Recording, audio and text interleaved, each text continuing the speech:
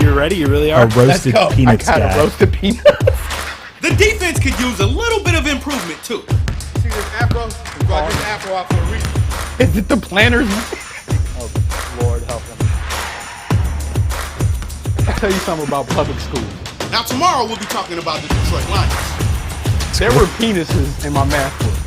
What's up, everybody? It's me, Qwan Young, and welcome to the Qwan Show.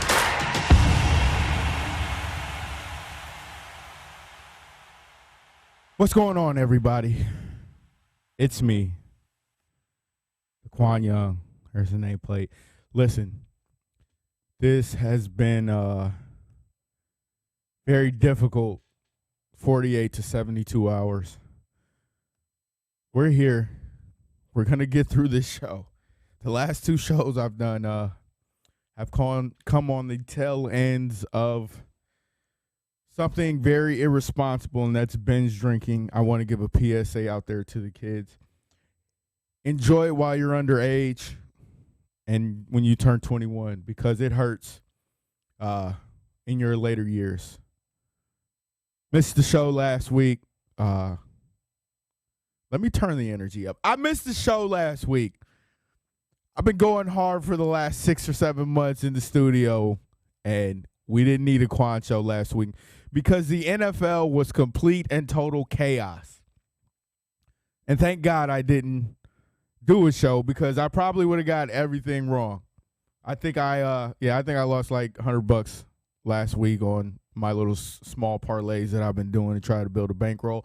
It hasn't been going successfully. I've only had one winning week, so I have to change that this week.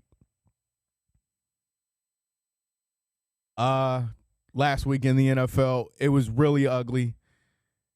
And I'm hoping that the market kind of corrects itself, so I'm on the right side, because if I have to go through and find some underdogs that are going to win, I'm probably going to fail. It's week 10 in the NFL. Some pretty good games going on. I want to talk about the Los Angeles Rams for a second, because that MVP bet is looking nice, in my opinion. Now, if you follow me on Twitter, you know that me and OBJ, I don't really take too high to him, but it's a nice spot for him. It's a nice spot for Stafford. Very unfortunate for Robert Woods. In practice, I believe on Friday, he tore his ACL. That's a debilitating injury. So he's gone for at least 6 to 9 months. Does it affect that offense? Yes. I think Robert Woods does a lot in the running game for the Rams, and in the passing game. He's probably the second favorite target. He makes some big catches. He's speedy.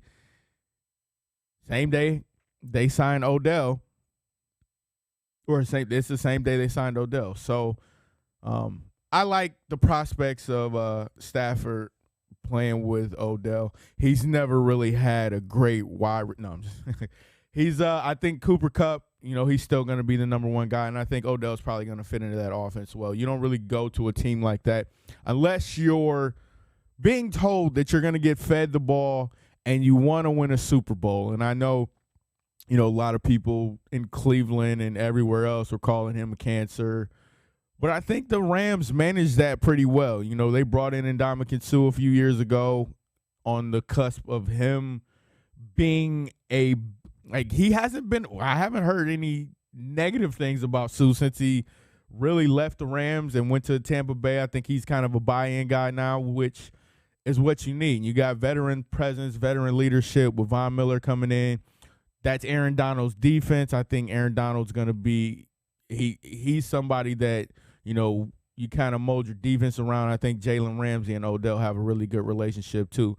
So I like the prospects of Odell in Los Angeles. I don't think the odds went up for them to win the Super Bowl, which I don't know. It's kind of maybe telling. Everybody wants to see after this game on Monday against the 49ers if that team will be constructed in a way to win the Super Bowl. And typically those superstar, all-star teams, they don't really win. Like the Tampa Bay Buccaneers are really the only ones that come to mind, that a team that's kind of constructed with either people taking pay cuts to go there or veterans that are chasing rings or whatever you want to call it.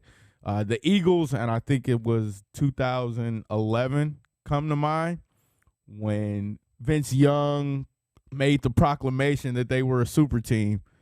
So, yeah. Right now, looking up the odds, but Rams are plus 750. I think they were plus 800 earlier in the week when the trade happened, so odds have come down a little bit. They're still trailing the Buccaneers, the Bills, in front of the Cardinals. I like the Rams for my obvious reasons, but I don't know if they actually get to the Super Bowl and win it just because everybody's going to give me the whole Stafford clutch thing. Matthew Stafford's like top 10 or top 12 all time, I think, in comeback victories. He performs in the clutch. You just don't see it. So, and you're talking about him beating teams above 500, blase, but look where he played. Some other news today. Big Ben's out. He's on the COVID list. And one of the things that I saw was, I think, Ian Rappaport, his tweet about Ben being a leader and reporting his, I'm going to see if I can pull it up here real quick. But Big Ben self-reported. So he was feeling under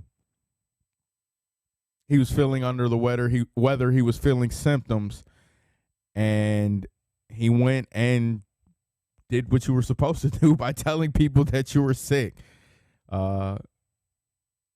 This COVID thing it's going to come into play, and we all knew it would come into play. We thought it would come into play a lot last season, but this is absolutely one of the issues of going in for yourself. And, you know, we saw the Aaron Rodgers fiasco last week where he got all this backlash because he was out for COVID, and he'd been lying the entire season. So I'm not sure of Ben's vaccination status, but let me see. Here we go. Here's the tweet. The backstory. Steelers quarterback Ben Roethlisberger's self-reported symptoms to the team, took a test, and was positive for COVID-19, source said. A great example of a player doing the right thing and preventing the spread. Tough to self-report, but a strong leadership move overall. That's what you're supposed to do. I don't want to say he didn't do the right thing, but that's what you're supposed to do as a leader and as the quarterback and as somebody who doesn't want to get other people infected, which is why we are here where we are now. But that's neither here nor there. So I say that all just to say this. The Lions might actually win this week. And I am terrified to lay money on them. I don't know if I should, but I probably will. I'm looking a little older right now. I just pulled up the YouTube chat. Thank you, Scott. I don't know. That's definitely not a compliment. What's up, Bush? Bush is in here. Stafford stinks more in L.A. than Detroit. That's not even he's top 4 in MVP race. I think he has, 18 touchdowns to 8 interceptions. That's not even a coherent thought. Sorry, Charlie.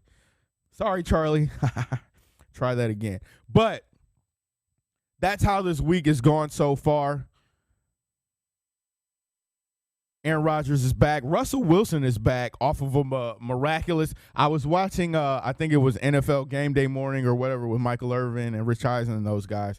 He did 19 hours of rehab a day. That's a lot. That's a lot to get back for a team in a 5-week span. So I look forward to that Seahawks Green Bay game. I'm going to pull up the schedule here, and we're going to talk about some football. Please, listen, this is what I'm going to do. Towards the end of the show, I need one person or a compilation of people to give me a play. I will bet the best play that I see in the chat on YouTube or on Twitter. Follow me on Twitter, follow me on Twitter, Quantity Media. If you're on Facebook, throw it in that chat.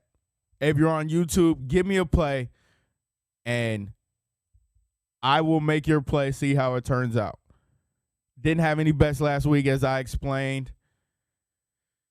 This week is looking funky because that game on Thursday, Ravens-Dolphins, man, didn't expect a Ravens letdown. I knew it would come, or I thought it would come in one of the few previous weeks. I think I had faded them a few times. And lo and behold, it comes on the week that I don't fade them or don't pay attention to the game. So Dolphins won 22-10. The Saints and the Titans game. Now, Saints coming off a loss to Atlanta last week, and the Titans coming off a big win over the Rams. Saints are without Alvin Kamara. Titans lost Julio Jones. This game seems like it's gonna stink. And I don't know which side to be on because of those two facts. I don't trust. I mean, it's Trevor Siemian, I think, starting at quarterback. I hope like hell it's not Taysom Hill. Let's see. Saints starting quarterback for this week. I think they're rolling with Trevor Siemian. 4 hours ago. Trevor Siemian has the chance to remain the Saints starting quarterback.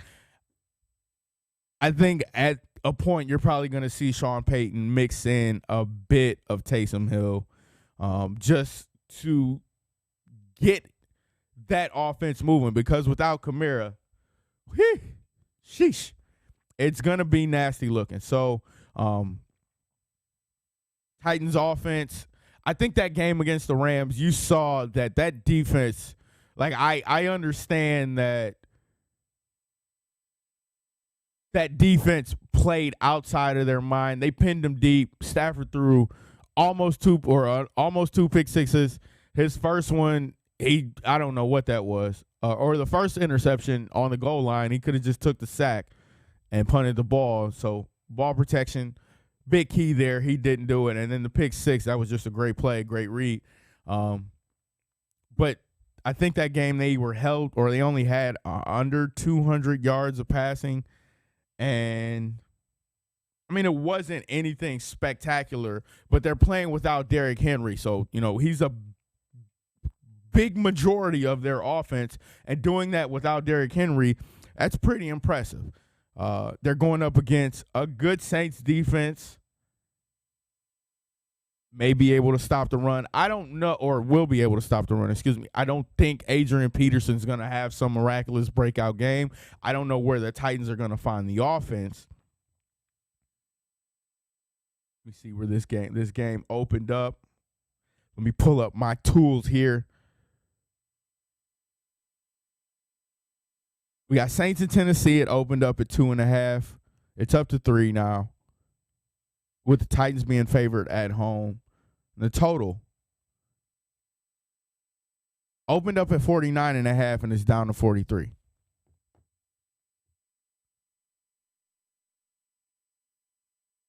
I don't know what to play there. The total's going down. I don't know if, what's 43? That's 21-20 or 21-24. That's a tough one. I got to make sure I start tracking this stuff, because I'm not doing well if you didn't get the drift when I pointed that out at the beginning of the show. So I'm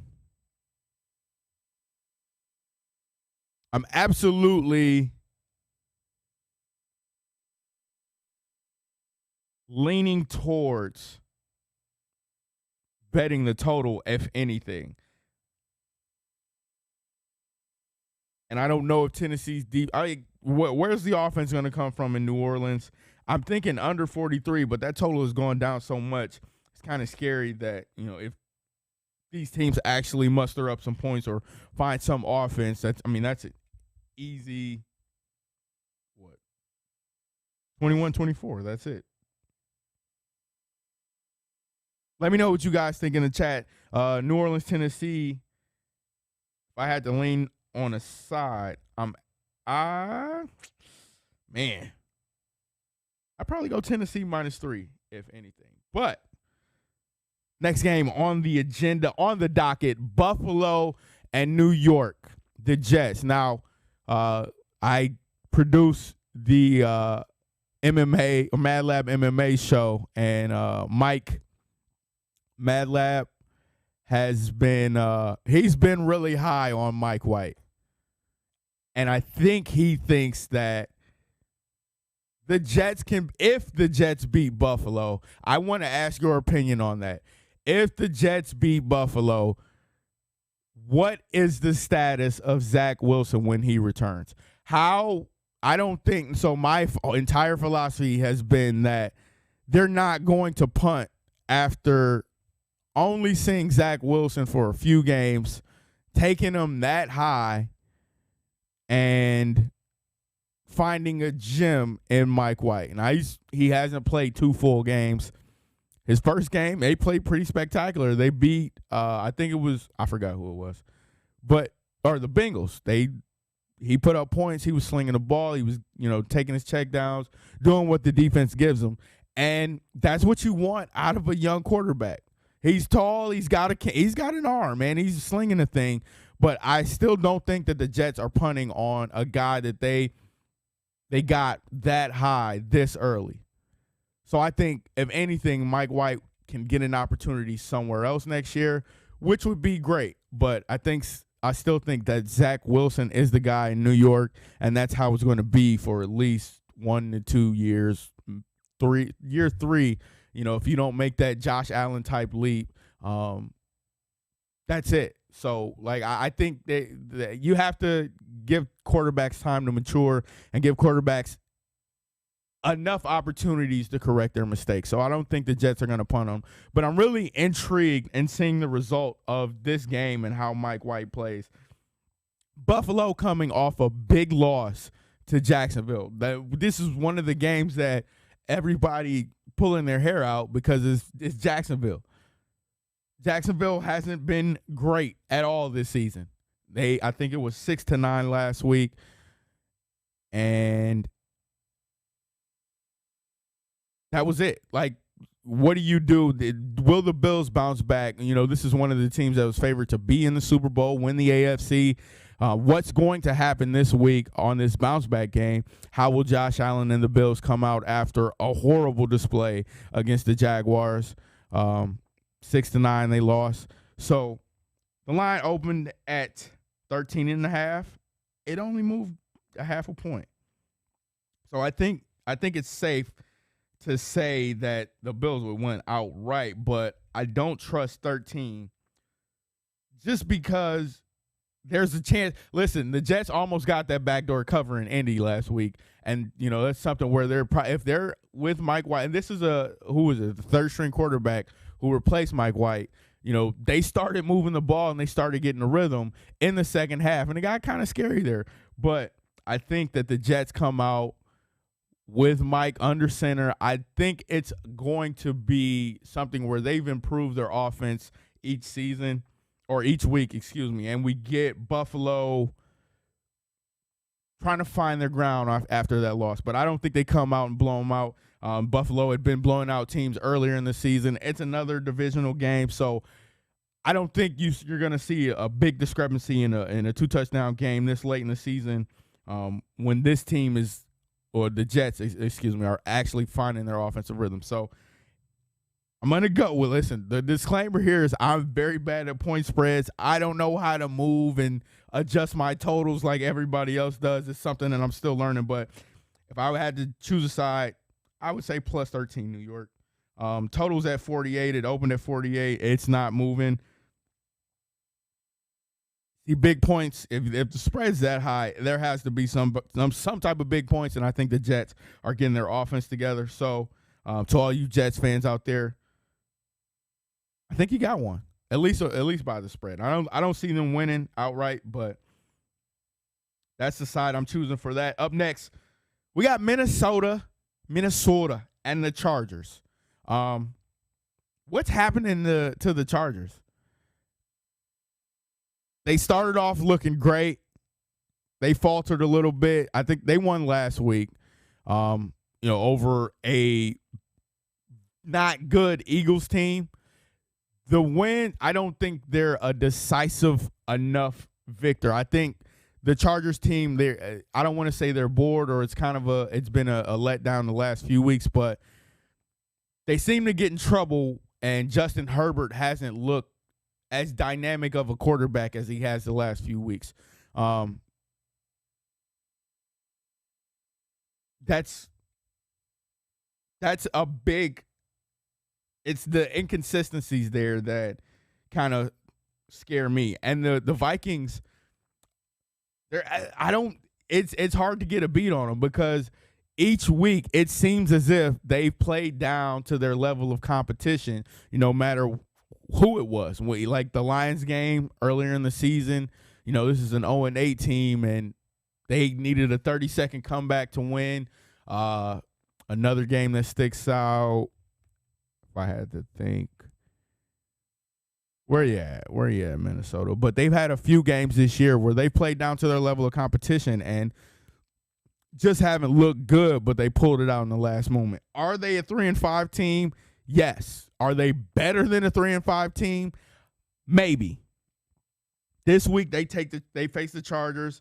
This game opened at 3. It's at 3.5 now. This total is moving. It opened at 41.5, and it looks like it's up to 53.5. So on the injury front, something had to have happened where somebody's coming back, and they're expecting something. There we go. The Chargers defense is banged up. So that's a big move. I understand that completely.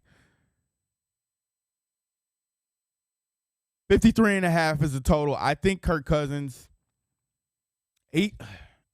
once again, it's just the inconsistency of performance. Like, I don't think he's having a bad year statistically. It's just he's having it's not a standout season, which at this point, I keep saying Kirk Cousins is Kirk Cousins, and you're not going to get anything that you don't know already. So for a total to move that much, I need to know what's going on to where it's moving 12 points since it opened. But as a side, listen, I try to find favorites with not like I either want to roll with dogs or favorites with a little value, like those minus 200s and up. I tend to stay away, but the lines right now is at minus 177. So I feel like I can throw the Chargers in one of these parlays this week because you guys know you almost cussed there. You guys know the plays. Okay, I'm missing a few questions. Mike Evans, Taysom Hill, anytime touchdown combo playing plus 720 on DK. Thank you, Benny, for that. If you guys are in the chat, you're getting some good advice from Benny Ricciardi. As a Jets fan, we will take the moral victory. And the Vikings are so inconsistent, it's not even funny. It's a good play or a good, Scott. I think Scott pointed that out to me when they played the Lions. He took the Lions in that game. Against the spread, and he just said that the Vikings have been inconsistent, and it's the most obvious thing or just a way to break down the Viking season. So, like I said, I'm gonna throw the Chargers in one of my parlays. They're not too heavy of a favorite, so they're at home. I I like the way they've been playing. They've been in a few of my bets, so I feel like I can trust them to this point, which means they're absolutely going to screw me today. Up next, we got Carolina, Arizona. Another big news story I missed this week is Cam Newton's return to Carolina, which they wasted everybody's time trying to put Sam Darnold on the field, going to P.J. Walker, and then coming right back to Cam Newton. Now, listen, Cam was good at one point in his career. He led them to the 15-1 season. He won MVP, had a chance to win the Super Bowl, and then it didn't work out. I don't think that's the same Cam Newton you're going to get. I think from what I've read and what I've heard and seen on the internet, Cam had a great Patriots camp.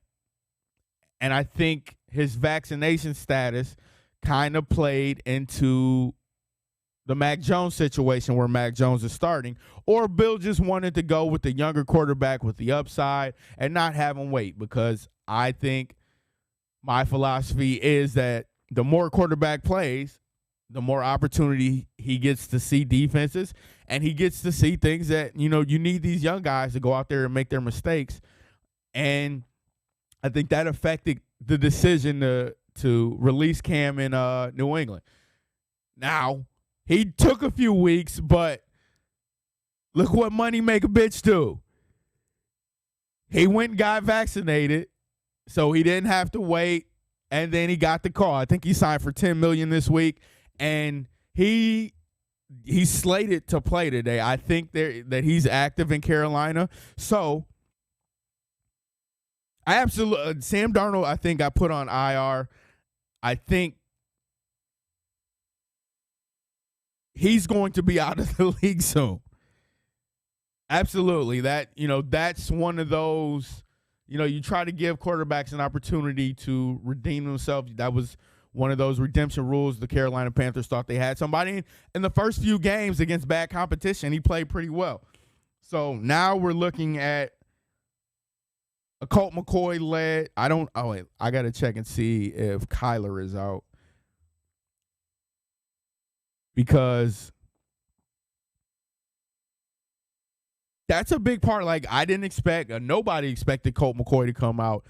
And he was on fire last week against the 49ers. So what a letdown season they're having. We'll talk about that later. But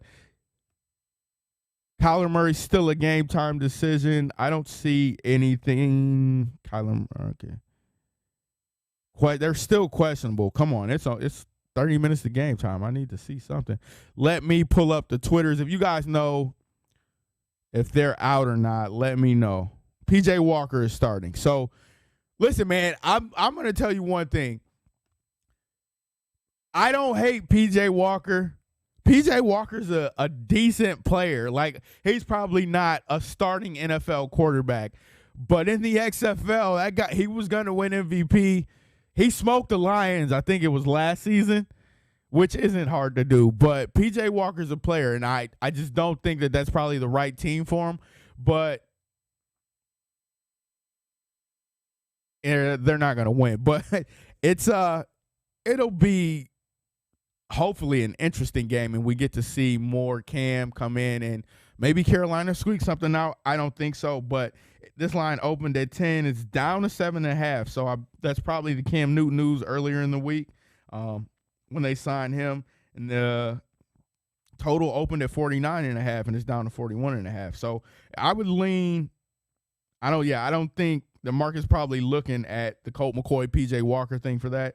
I don't see them putting up points like they did last week. If I recall, the score was where you at? 31-17 Cardinals. So they put up 31 with Colt McCoy. They had a big game from James Conner. So you're looking for the same type of output, but Carolina, they've been struggling on offense. 6 points last week against the Patriots. I think you're kind of without Cam in there and maybe getting a full week of practice and him only being active and probably just getting a few reps, I don't think he's going to take over the reins. But, you never know. You got to be ready. But I don't see the Carolina side putting up the points that they put up. So I don't see the Cardinals actually throwing up 31 either. So unless they're that great of a team, which they're looking to be, like I think a lot of people are looking at Tampa Bay and Los Angeles as the front runners in the NFC, but it's been Arizona since the beginning of the season. Like they had, I don't even recall who the loss was to, but they're a decent team, and they're probably going to win the NFC West. I think they're going to host. They're probably going to be the 1 seed. So if Kyler Murray can come back healthy and they can keep up that level of play on both sides of the ball, I think it's hard for me to say, but I think Arizona is probably the team to beat in the NFC. Like I said, I like the Rams, but the Cardinals have just been looking good. They haven't really looked too inconsistent or anything, and it's been a team that you can kind of trust. Even with Colt McCoy stepping in, there hasn't been a drop-off, so that's major. If anything, I don't think Carolina covers the 10, so I would go Arizona laying the 10, or it's at 7.5 now, excuse me. So, yeah, like I said, I don't see Carolina covering that 7.5. It opened at 10, sorry. But there you go, Arizona minus 7.5. We got Philly and Denver. Denver came out and they kicked some ass last week. Like, absolutely smoked the Cowboys. Smoked them. Like, what the hell is going on? The score it ended 30-16, but it wasn't as close. It wasn't even that close. Like, they were completely Teddy Bridgewater got Judy back.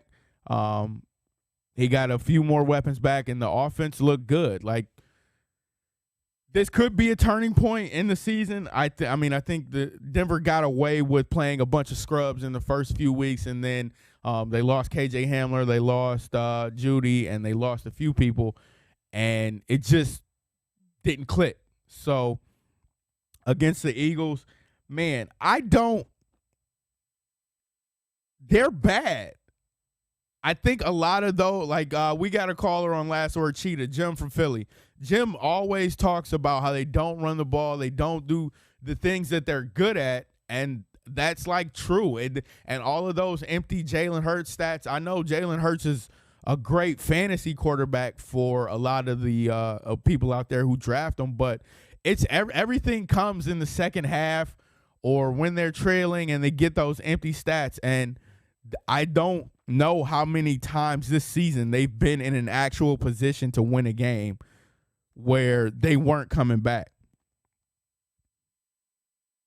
And it sounded like, just for a note for Arizona, Carolina, that Murray and Hopkins won't play, which I think is a good idea. Like, rest your starters, get them healthy for a game that matters, which is, I think, up in the next few weeks. They got the Rams coming up, which is basically the NFC West game. I mean, if the Rams beat them, I think there's a tiebreaker, and I don't know who it would go to, but I don't see the 49ers or Seattle competing with Arizona and LA for the NFC West. So let me see here. It may be later in the season, but you want to get your starters and the players healthy. Back to the game at hand, Philly and Denver. Like, I don't see Philly, this game open 2.5. It's down to 1 right now, but I don't understand why the market is consistently as high on Philly. That's something that's really perplexing to me, because there hasn't been the only game this season where they've been like head over heels, out of sight, out of mind, is the Lions game, and the Lions are 0-8. So, I mean, they won that 38-6 or whatever it was, and then the next week they play, I think it was the Raiders, and the Raiders were dogs in that game, if I recall. So I don't understand why the market is so high on Philly in that aspect. If anybody, I'm going Denver. They're small favorites. Very little juice. It's even money for Philly on the money line. So if you're feeling risky and you trust Nick Sirianni, and Jalen Hurts, there's an even money play for you there. But Denver has that defense without Von Miller last week. They look great, causing turnovers, wreaking havoc, being everywhere, stopping a pretty good Dallas offense. So I'm taking Denver as a pick, or I'm taking Denver straight up on the money line. I might throw that in one of my parlays too. And we go to Seattle, Green Bay. Now, one thing that I was looking up today is the weather. I like the total here because I hate cold weather games. Football should not be played in the elements. That's one of the worst opinions in the stratosphere. There's nothing I hate more than cold weather. Rain. We're talking about rain, snow. Snow is icky. You do not want to play football in the snow. Your feet are cold. Your toes are cold. You got to have toe warmers, hand warmers. You're putting on all this equipment to keep yourself warm. It's terrible. I saw that it was snowing in Green Bay. I'm going to check the weather report here, but I like the total under 49 because of that element. It's unpredictable in the elements when it's rainy. The ball's wet. The ball's slippery. It's hard to catch. Like Michael Irvin, he said it best. When we played in that cold weather, we was cold. I can't recreate the tenacity that he said it. It was on Twitter, but he typed it out, and it looked like he really meant it. But when you play in the cold weather, it's cold. So, snow this morning in Green Bay. I don't know if there was an accumulation, but you got to think that comes into play in this game. Russell Wilson, he's probably going to have a hard time gripping the ball. The ball gets hard when it's cold. It gets like waterlogged, and I know the NFL is probably a little different with the way that they keep up with their balls and their footballs. If you see Deflategate, but the ball gets hard. It's hard to grip. It's hard to catch. It's going to be something that's how will the offenses manage to control the game? Will they protect the ball? Will the ball be on the ground from the running backs? Who can keep the ball safe? Which you want to turnovers are a big part of the game, and they absolutely affect it more in cold weather elemental games. So I really like the total there. It opened at 51. It's only moved down to 49. The spread opened at 5, and I'm pretty sure it moved 2 points because of Russell Wilson's announcement that he was playing this week.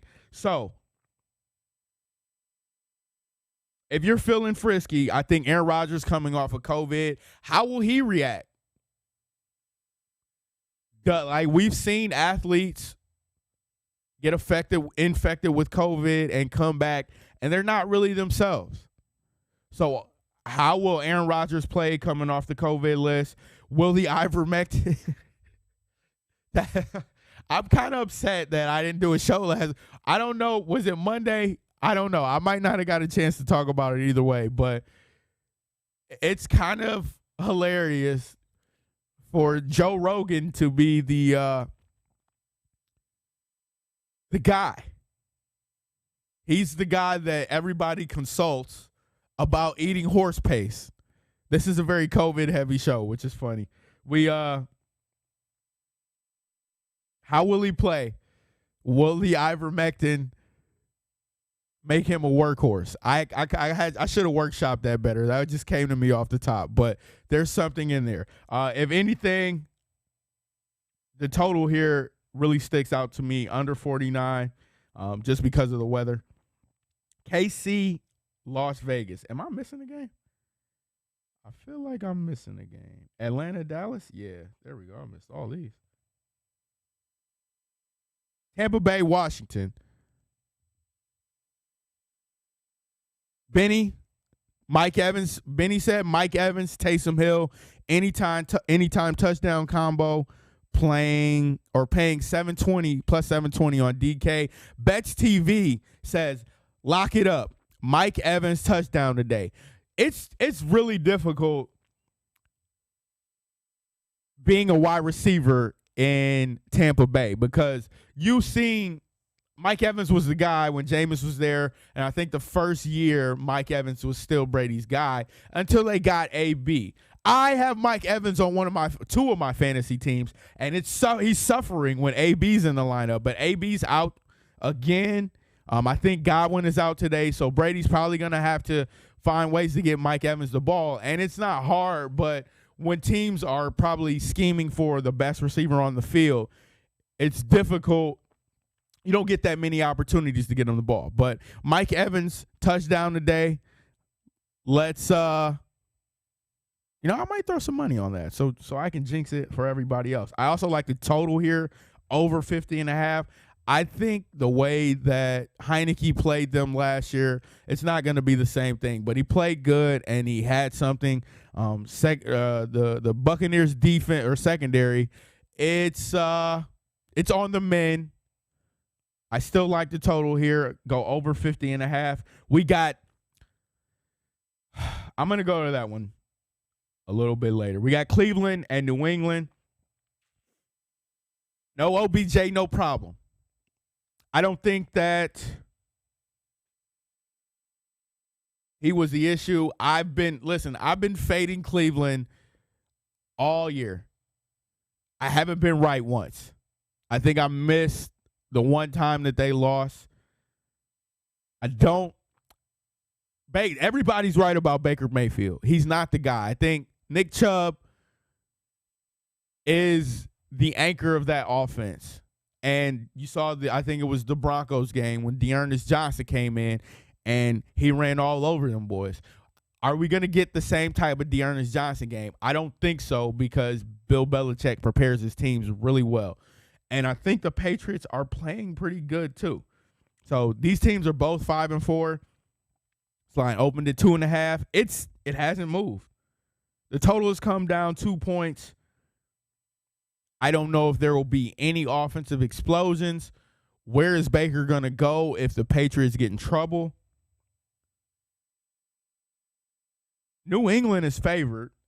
-138 is what I see right now. Cleveland's +118 is dogs. I've been thinking about taking the Cleveland side here. 2.5, 3 is the key number there. You don't see most games ending on 2. They lose by a field goal, win by a field goal. That's a tough one. I'm gonna go. If I had to choose a side, I would take the 3, and I would go with Cleveland. No, excuse me. I would go with New England. It's really scary right now. That's gonna be a game time decision for me. Hopefully some of you guys. Well, it hasn't moved at all, so hopefully some of you guys, man. That's going to be one that bites me. I know it, because I might have to stay away from that one altogether. We got going to finish up here pretty soon because I got to get some plays in. We got Jacksonville and Indy. Indy's streaky. Like, they looked really good last week. Carson Wentz is streaky. Jacksonville came out of nowhere last week and beat Buffalo. I think they're probably riding high off that, but I don't see a repeat of anything crazy. This total opened at 51. It's down to 48. The line opened at 10.5, and it hasn't moved. Nothing. I'm going Indy. -10.5. I don't think Jacksonville is going to be able to put back-to-back weeks together. I think they're still building. I think Indy's streaky, and they may reel off a few here, but they've had a weak little schedule. Jets last week, Jacksonville this week. So Indy at 10.5. Lay it. We got Atlanta, Dallas over 55 easy. I think Atlanta can put up points. And their defense, they can't stop a nosebleed. Same for Dallas. Dallas can put up points. They got damn near blanked last week until it came on later in the game. I think there was one of those where Fox moved on to another games because it was boring as hell. But I like the total here, over 55. We got Michael Pittman. This is for the Indy game. Michael Pittman over 64.5 receiving yards from Scott. Atlanta, I like the total here. I think Dallas pulls this out. I don't know about the spread at 7.5 because 8 is difficult. Atlanta makes things close, and then they worry you. So, if anything, keep that total in mind. Got a few more games here with a little bit of time left. I want to talk Detroit, Pittsburgh.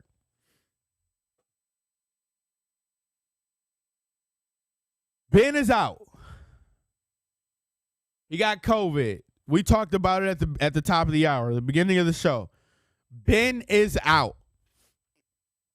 Mason Rudolph is some ass. The Steelers struggled on Monday night. Shorter week. They should have lost that game. There was a little bit of home cooking at Heinz Field.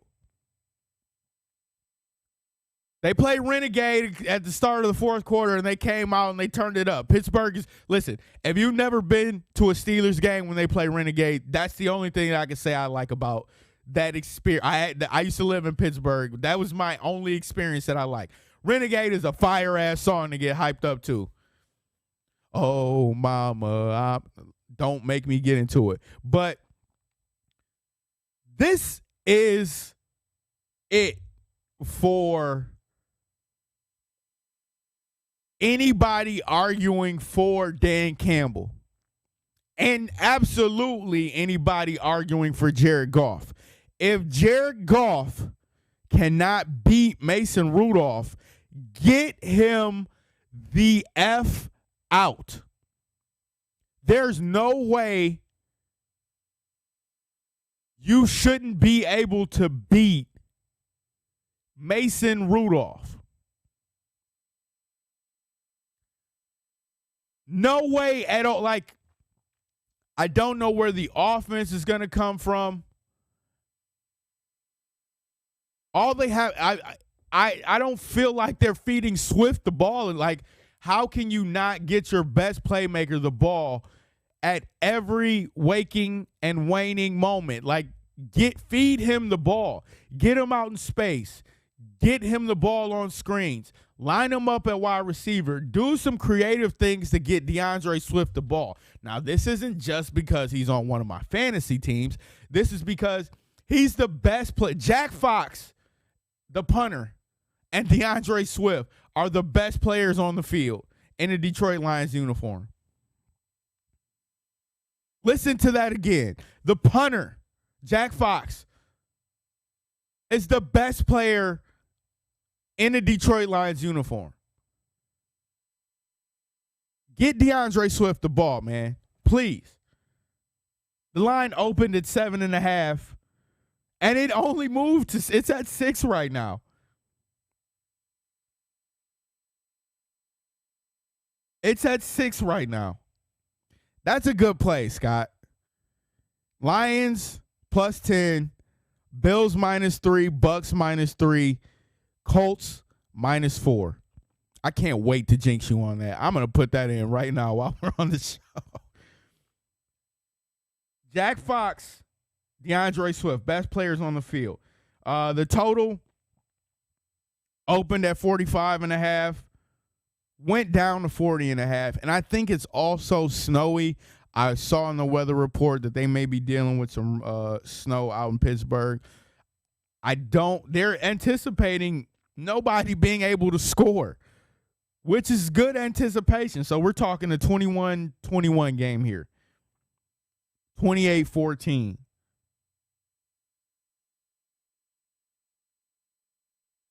I don't see man, I like the under there. Those low totals, those 40s. I think the Steelers were the total with the Bears last week was 39. 39 was, I think we took on Cheetah. Last word, Cheetah.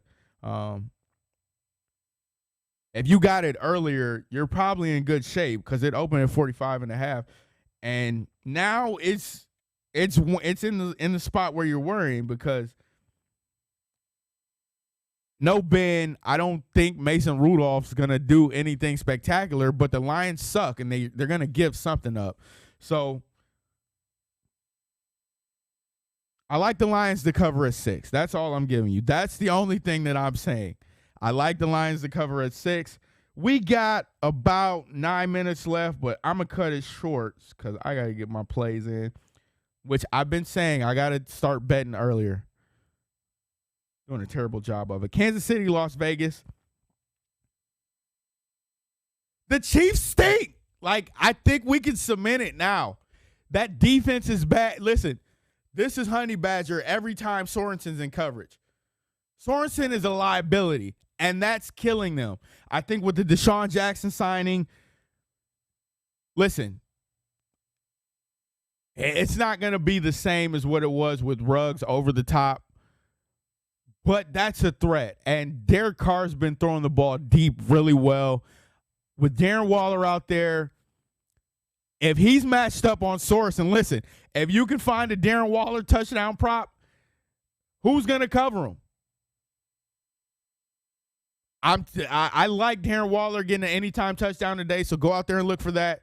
If he's playing, I'm not sure. I haven't seen anything about him being out, but that's a good play. I think that Chiefs secondary is just bad all around, and the offense being able to quick strike hasn't come into play at all this week or this season because Patrick Mahomes is turning the ball over with just so much recklessness and carelessness, and it's affecting the team. You see that when he's not on his game, the team is very mediocre. And I think a lot of it comes into him openly admitting that he didn't know how to read defenses until last year. He was on the shop on HBO where he was sitting in there, and he just said he got bored trying to read defenses, and he's bored throwing checkdowns, and he's not taking what the defense is giving him. So all that running around and backyard football, it's not working anymore because most teams are playing too high safeties, and they're making him take the checkdowns, and he doesn't want to. So this team does not operate well if Tyreek Hill isn't cooking. He's not getting the ball. The running game, I mean, it's never really been there if to my recollection, but Patrick Mahomes needs to take what the defense gives him. All that cute stuff that they do where they do behind the back passes on the field. Look, it's not working anymore. You probably gonna have to Andy Reid, Eric Bieniemy, they're probably gonna have to actually like scheme up some football. Like, I know you got arm talent, you got speed on the field, you got everything you need out of your weapons. You just have to simplify the game and stop being cute. That's the issue in Kansas City right now for me. This game opened at 3. It's down to 2.5. Man, I really like the Raiders in this one. I'm throwing the Raiders in the parlay at plus 126 right now is what I see. But I really like the Raiders in this one just because they're at home. It's a division game. If they win this, I think they're in the front or the top of the AFC West. Let's check out the AFC West standings. But I mean, this is a really important game for both teams. And the Chargers, that's a tight race. 5-4, 5-4, 5-3, 5-3. So whoever wins this game, you're either tied with the Chargers or you're sole possession. It's a pretty important game. I think they're going to be rocking in Vegas. I think that's going to play a big part. You get 1 or 2 stops against the Chiefs, and you're good. I like Vegas tonight. And then Monday night, listen, man, the 49ers stink. It's Kyle Shanahan, it's Jimmy G, it's whoever. They probably need to get ready to move on from that entire regime. There was a lot of expectations for them this season, and they're not living up to them. The total over 50. The total opened at 45.5, and it's got steamed up to 50. So you're getting 5 points there. You're laying at 3.5. It opened at 3. I would go lay it with the Rams. They're slight favorites, -185, but they need to bounce back. They need a bounce back win, and they absolutely can't lose that divisional game if they want to keep pace with Arizona. So I think you're going to see a bounce back game from Stafford. I think when Stafford plays bad, he typically comes back. I'll have some more research tomorrow on Last Word Cheetah. What we're going to do, listen, on Friday, it was my birthday. I turned 35. I want to thank everybody out there who either called in to the Cheetah Show, wished me happy birthday on Twitter, Facebook. Thank you guys from the bottom of my heart. Made me feel really special, even more so than everybody just writing on my Facebook wall and telling me that. But that's it for this week's edition of the Qwan Show. Every time I get in this seat, I feel more powerful, more confident. Thank you guys for tuning in. I know Scott's always here. My auntie's always rolling with me. She watches on Facebook, even though I don't think she bets. And my grandma saw my show, I think sometime this week. They showed my grandma my show. So things are moving. Hope you have a good day of betting today. And remember, guys, the only way to win. Wait, what is it? This is what happens when you get old. The only way to gamble The only way to gamble responsibly is to win. I'll see you guys next week on the Qwan Show.